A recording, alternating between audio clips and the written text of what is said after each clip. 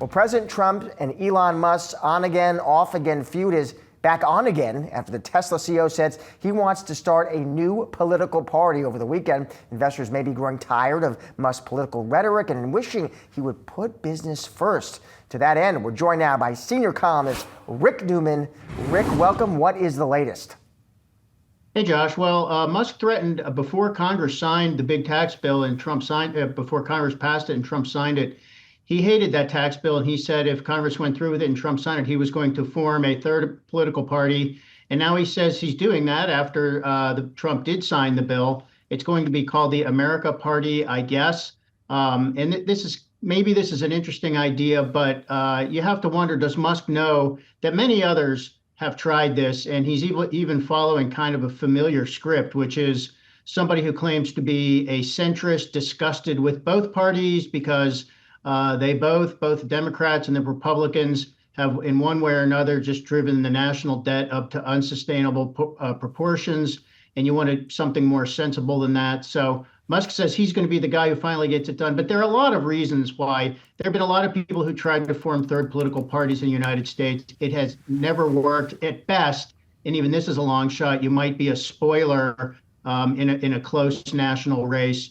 But Musk is just not going to be able to do this. That doesn't mean he cannot be politically influential, but it's probably not going to happen if he really does try to form this third party.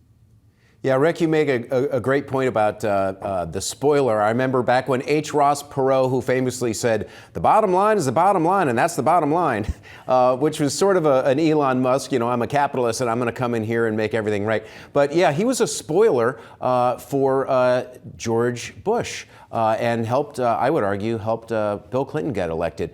I mean, do you think there's actually a legitimate way for Elon Musk to create the whole machinery that's needed, the architecture that's needed for a party?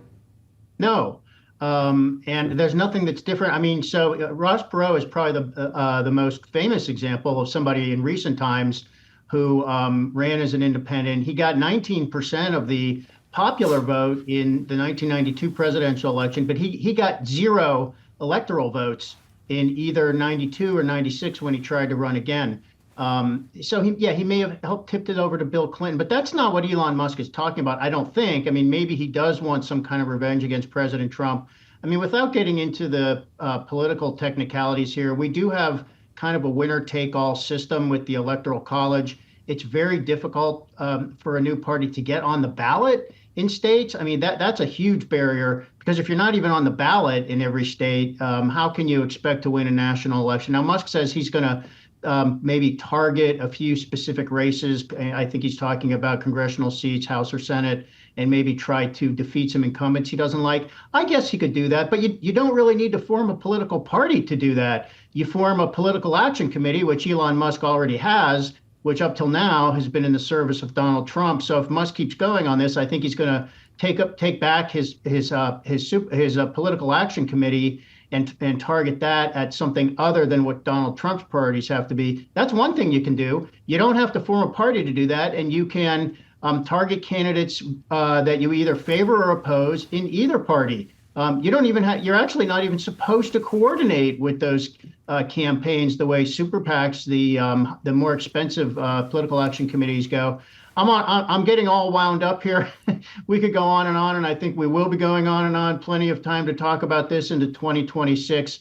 There are certainly things Musk can do. Probably one of the least effective would be forming a political party. Last question, Rick, and help me think through this. Just something I'm noodling on.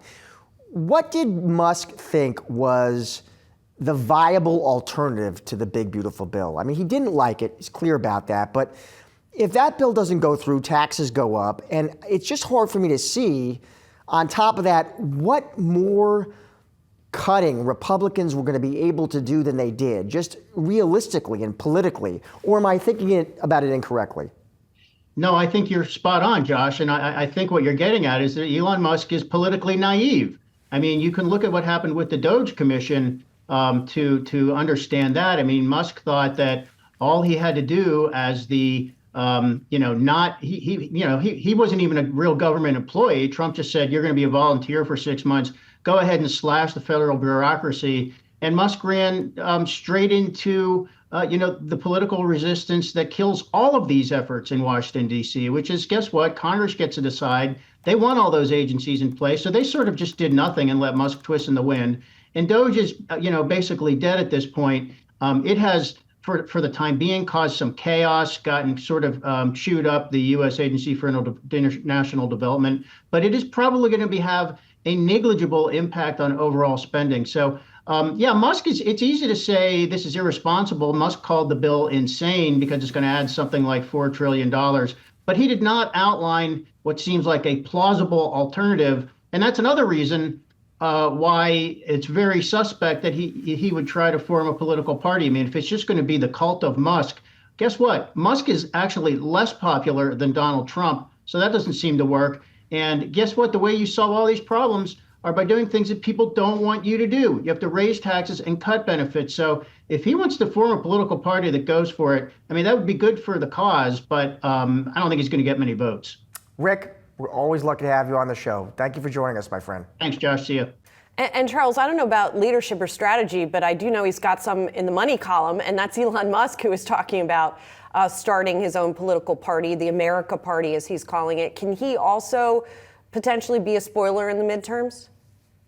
I really think that Elon is first dead serious about starting this party, the America Party, and it's a little bit of a misnomer. I don't think it's going to be literally a complete third party with its own standalone structure and et cetera. What I think he's going to do instead, and again, I think he's very serious about this, is he's going to run candidates in select House and Senate races, probably as independents, but calling them America Party candidates, because it gets around some of the issues of having to get on the ballot in every state, et cetera, as a party. So I think he's going to run independent candidates. They will absolutely be spoilers, because these candidates are most likely going to be libertarian in focus and or in ideology, and will almost only take votes away from Republicans. So to the extent Elon wants to continue this, Tesla's down 6-7% this morning. To the extent he doesn't back down, I think he could actually really increase the Democrats' majority in the House next year, and even some of the Senate races may be vulnerable for the Republicans. I think it could be a very big deal, but it'll be independents running as the America Party. Fascinating. We'll see how it continues to unfold. Charles, thank you so much. Thanks for having me.